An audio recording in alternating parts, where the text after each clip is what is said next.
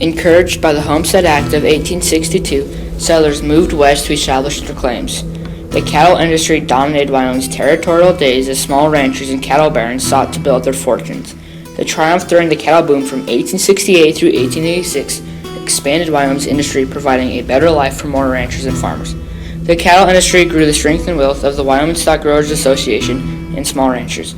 Tragically, conflicts arose between the cattle barons and the small ranchers that resulted in death. The Homestead Act of 1862 was a successful push to bring in settlers to Wyoming. Because of the Homestead Act, many settlers were able to create a living and build wealth.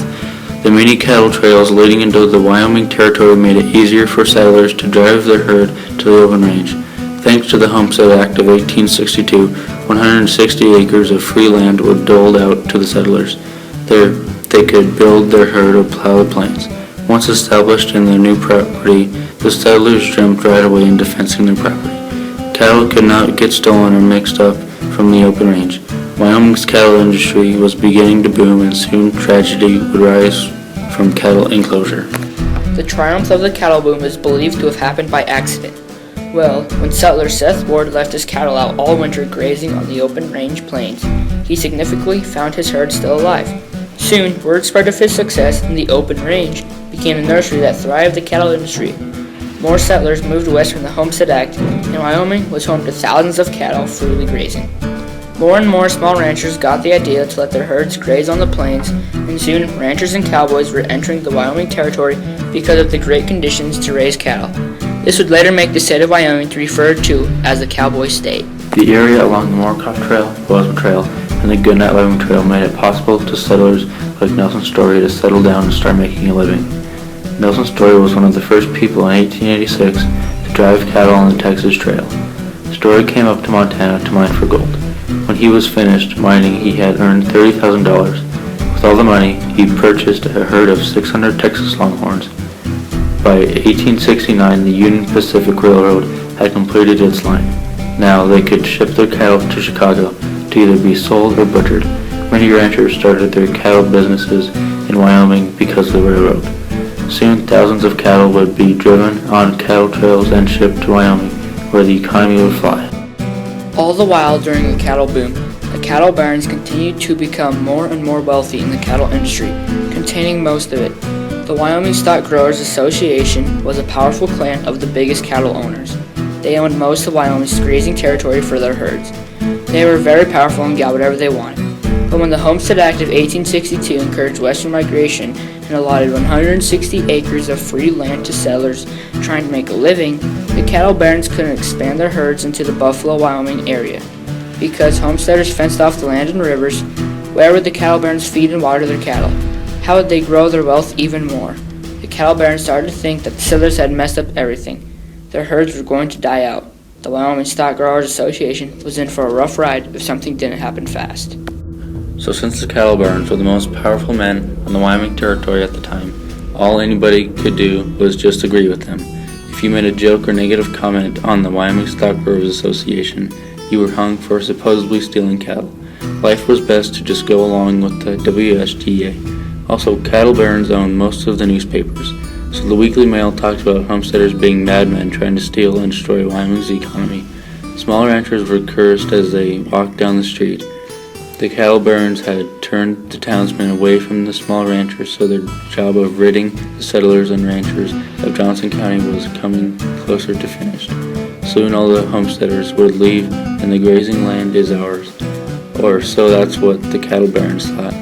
But the small ranchers and cowboys just kept cruising on in the cattle business. The cattle barons had decided enough was enough. So the cattle barons decided that to keep their wealth and to not be humiliated throughout the Wyoming Territory, they needed to devise a plan. On the night of April 4th, 1892, the Wyoming Stock Growers upheld a secret meeting where no typed recordings were taken to ensure not being arrested.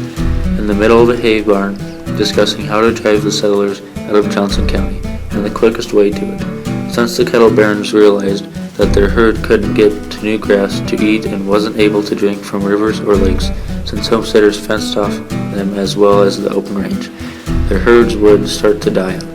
They wouldn't be able to expand across the Wyoming Territory. The cattle barons realized that the only way to feed and water their herds was to remove the problem straight out of Johnson County. That involved the upturns in the most peaceful place in Wyoming at the time. Small ranchers were accused of cattle theft because of cattle barons losing some of their herd, but it was actually due to wolves killing off the open range cattle and a bit from lying. The accused and targeted people like Nate Champion and Nelson Story were berated by sympathizers. Soon, many homesteaders like Jim Averill and Ella Watson, aka Cattle Kate, would be targeted and hung by the cattle barons' cronies. Newspapers talked about the damage and economic effect on homesteaders to turn people against the homesteaders.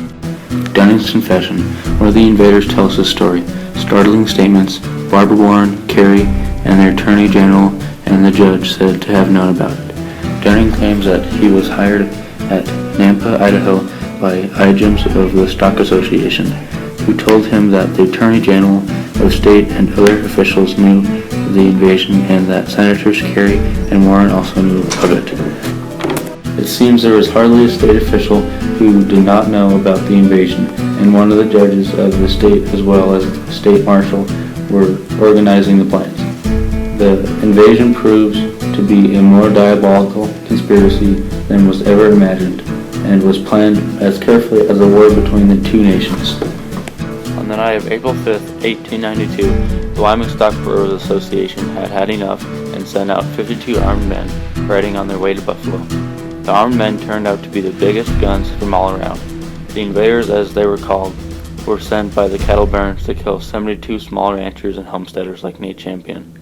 Once the invaders took out Champion, then burned down the KC Ranch, they headed for the TA Ranch. Buffalo heard about the news, and every able-bodied man took up arms to drive the invaders out of Johnson County. Staged at the TA Ranch were the invaders. Barricaded around the house, about 400 Buffalo townsmen were pumping lead into the house. Multiple invaders recall being struck with bullets. G.R. Tucker, a Texas hired gun for the Johnson invasion, remembered it being like the devil's home, with bullets flying through the wall every which way. One man's pipe was knocked out of his mouth. Another invader got struck on the back from a bullet, paralyzing him for only a moment. Soon after days of shots being fired and round after round from the invaders' rifles and six-shooters, the cattle barn supply wagons were just rolling through, not expecting the waiting force of the Buffalo townsmen. So, the fully supplied townsmen were still continuing to rid of the invaders of Johnson County. But a lucky invader escaped through the barricade, posing as a townsman fighting against the invaders. He then rode on to the nearest telegram station and telegraphed the governor to send help.